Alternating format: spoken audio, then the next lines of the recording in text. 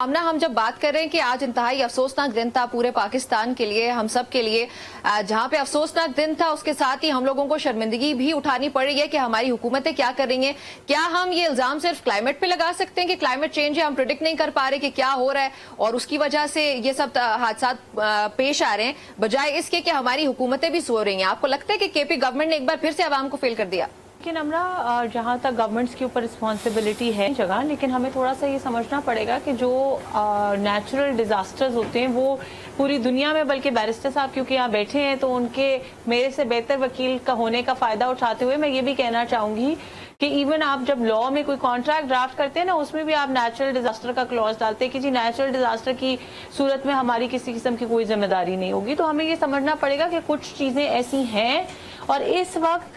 जहां हुकूमत की ये रिस्पॉन्सिबिलिटी है या हुकूमत की ये वक्त की ज़रूरत है कि हुकूमतें इन चीज़ों पे काम करें और अपनी आवाम की बेहतर तर सिक्योरिटी का इंतज़ाम करें ऐसे हालात में, उसमें सबसे इम्पोर्टेंट बात ये है कि हमें ये इस चीज़ पे फोकस करना चाहिए कि हम क्लाइमेट चेंज के ऊपर, एनवायरनमेंट के ऊपर काम करें और जैसे पंजाब में काम हो रहा है ऐसे बाकी सूबों को भी चाहिए कि उसी हिसाब से काम करें, क्योंकि जब तक अगर हम इस रियलिटी को फेस नहीं करेंगे, इस रियलिटी के ऊपर काम नहीं करेंगे तो हम टेम्परेरी मेजर्स जितने भी ले लें that will never be enough.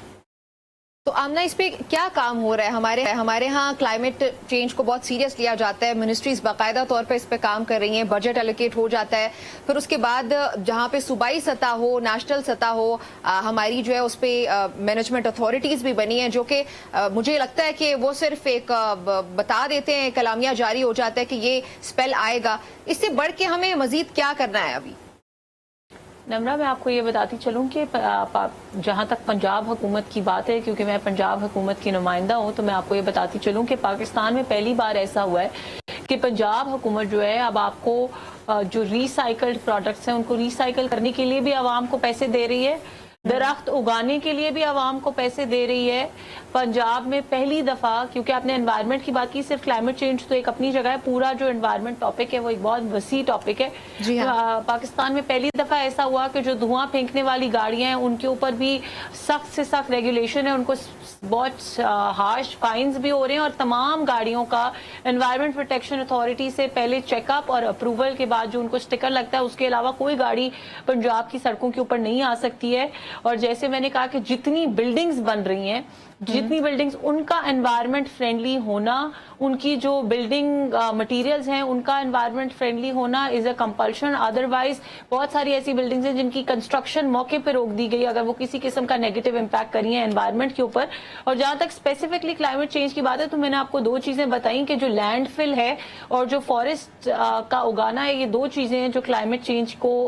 की रोकथाम के लिए सबसे ज्यादा जरूरी है। और उसके ऊपर मैंने आपको बताया कि ना कि सिर्फ हुकूमत इस वक्त खुद काम कर रही है बल्कि शहरियों को मोटिवेट करने के लिए इस वक्त एक फाइनेंशियल इंसेंटिव प्रोग्राम भी शुरू किया गया है कि जितना ज्यादा आप मटेरियल्स को रिसाइकिल करेंगे या आप जितने ज्यादा दरख्त उगाएंगे, दोनों चीजों के लिए हुकूमत आपको एक स्पेसिफिक अमाउंट ऑफ मनी देगी। ये कोई खैरात के पैसे नहीं है बल्कि ये आवाम को मोटिवेट करने के लिए कि उनको ये पता चले कि ये काम हमारे मुल्क के लिए बहुत जरूरी है और खासतौर पर जैसे बच्चे होते हैं सब लोग, उनके लिए एक मोटिवेशन हो। सो इस तरह के स्टेप्स हमें मुल्क भर में लेने की जरूरत है, चाहे वो केपी गवर्नमेंट हो, चाहे वो सिंध गवर्नमेंट हो या बलूचिस्तान गवर्नमेंट हो। इस वक्त तमाम सूबों को इस तरह के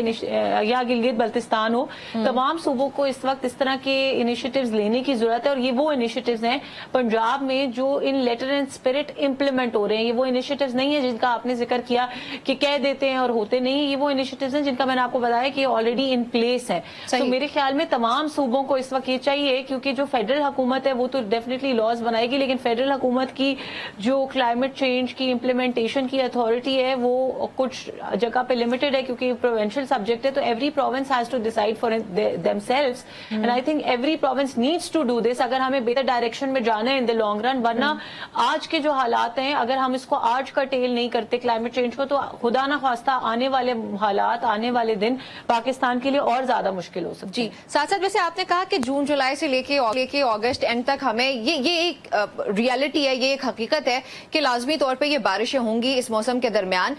तो जहां पे हुकूमतों को एक तरफ अपने आप को तैयार करना चाहिए हर लिहाज से, वहीं साथ पे आपको लगता है कि चले ठीक है सूबाई सतह पे वो प्रोविंशियल गवर्नमेंट उसके लिए डायरेक्टली रिस्पॉन्सिबल है, लेकिन विफाक का भी एक अपना किरदार होना चाहिए। अब उस किरदार के एक और जहां पे हम मुख्तलिफ फ्लॉज की बात कर रहे हैं, सबसे बड़ा फ्लॉ जो मुझे भी लगता है कि कोऑर्डिनेशन हमें इदारों में ही देखने को नहीं मिलती, और वो जो इदारे हैं वो उसमें फेडरल गवर्नमेंट भी आ जाती है, आपकी प्रोविंशियल गवर्नमेंट, उसके अलावा जो उनके